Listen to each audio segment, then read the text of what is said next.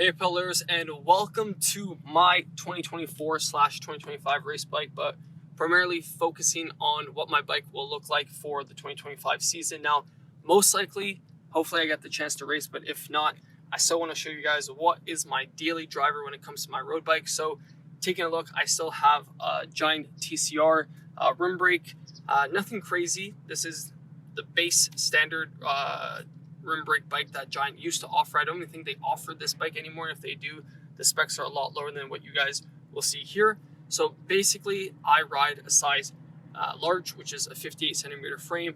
I'm 6'2", currently around 77, 78 kilograms. But you know, for the 2025 season, I probably will be a little bit lower. But looking at my bike, what do I have that are the main things? So other than the frame and being Giant, I have aluminum handlebars. Now, I personally still like to ride with 44 centimeter bars.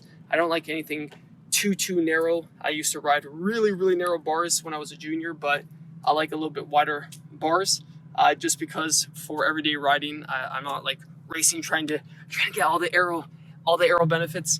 I have a lot of spacers here, and this is a long story where I got this bike during COVID, and then there was no bike fittings available, and I tried doing it, but no one would do it. And then I started traveling the world, so I have yet to get a proper bike fit, and yet to cut that and slam my stem. But eventually I will. It's almost 4 years in the making now, which I can't even believe it. But that is kind of like my cockpit setup. And then in terms of the other main components that I have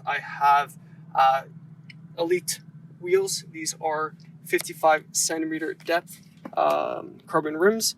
Very good rims that I did a full review on, but I've had no problems. I've been rocking those for 2 years now, still going strong. I have 105 calipers from the original group set. This bike did come with 105 mechanical, so I have it on the front and back. And then in terms of the group set, I have an Ultegra Power Pro Power Meter crank set from Giant. So I just put that out because a lot of the times you get wear from your shoe onto the crank, so I don't want that to fade out. So it just looks like gra instead of Ultegra, but that's the crank.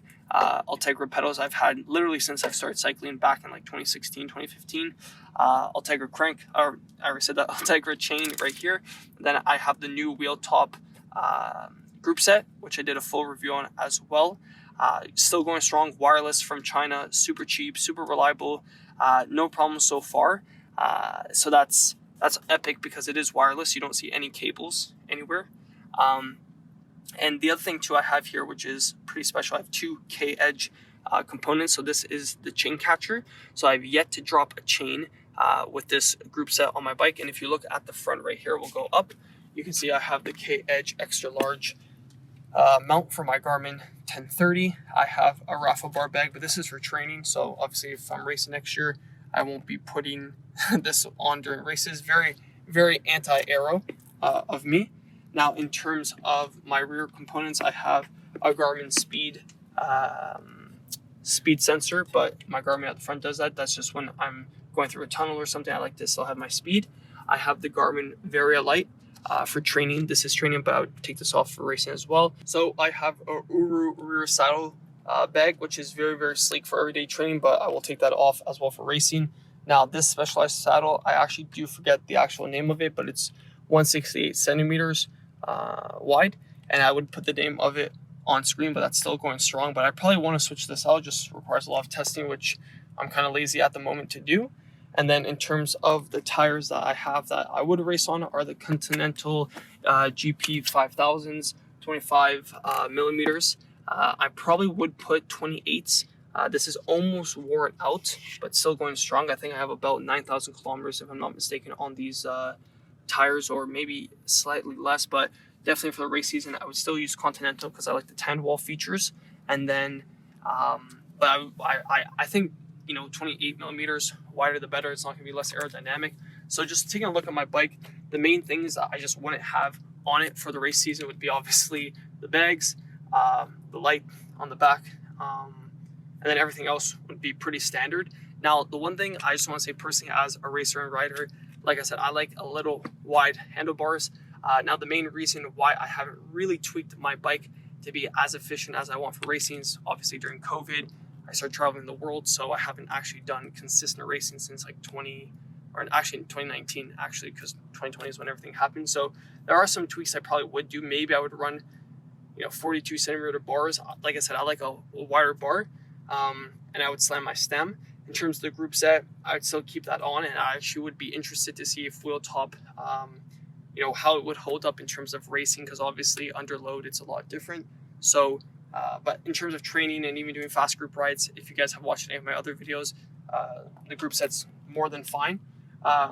There's really nothing I would say that you can't race Cat 1 or the highest tier racing wherever you guys are on a road bike like this. And rim brake's still going strong in 2024 and going into 2025. So, in the future, maybe would I try to compare both group sets and race on a disc brake bike? Probably. I would love to test and compare. But the other thing I did too on this bike, if you haven't noticed or you've been following, this used to be blue. All these, well, you can see right here, this is still blue here, which I've yet to cover.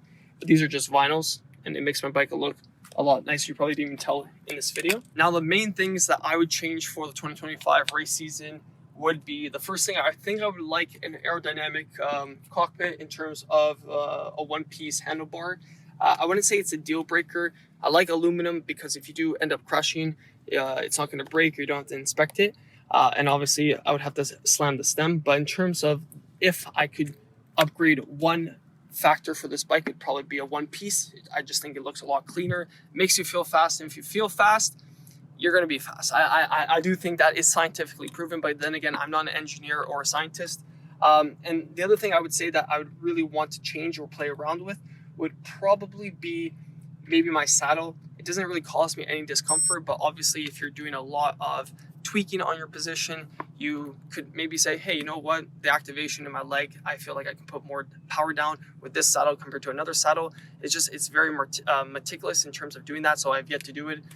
So it's not a huge desire. I also forgot to mention, my favorite water bottles at the moment are these Tax bottles. I have them in 500 milliliters and 750, but the 500 ones I would say are very efficient, very nice. They don't fall out. These bottle cages are just from China. They're just standard, no-name carbon cages, and I have not yet lost a bottle. I'd keep the rims the same. The crank's fine. The brakes are fine.